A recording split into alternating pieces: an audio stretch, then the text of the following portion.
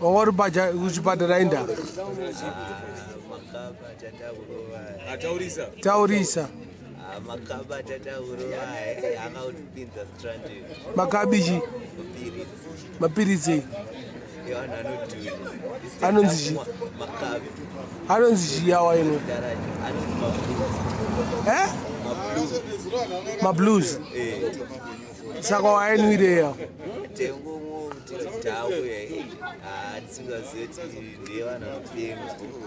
Wangosika zoti ndio anopenga uri right iri.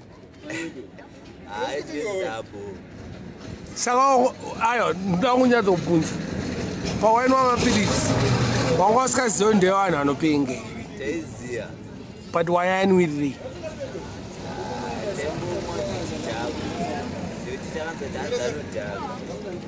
Saka pawaiti wakano waidhakwa here.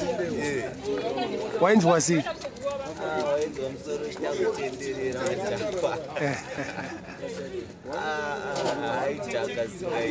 Oh. Saka ugara mwedzi mungani muhospital? 2 months. Oh. Waitwa sei muhospital imo?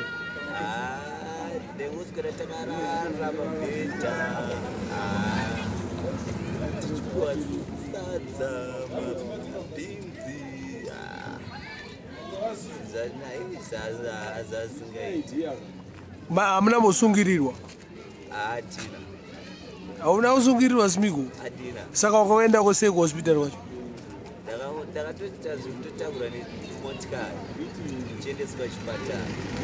But wakabatiranwa? Wakabatirwa kupi? Ndakabatirana padheni tori mudheni zvatonibata tanga kurutsa mapiritsi dai clinic drip natinza rimutanga rairwadza zvazvazokatanga ndarovati kweti madrip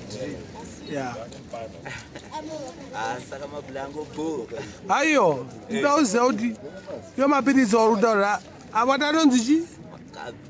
Mablue. Maragado ka? Asiro madicebum? Anda mari? R1. Mayaona kupi maninga? Saka munawana pamusika anenge atengeswa naani?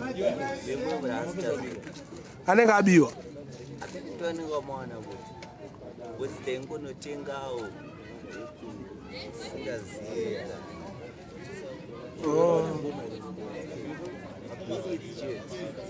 Wakasika roe nengoma?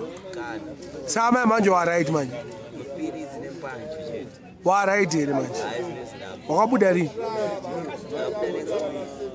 Last week? Saka wane less than a week wabuda le? Kuti akakuona wakadhakwa futi tokudzorera ikoko?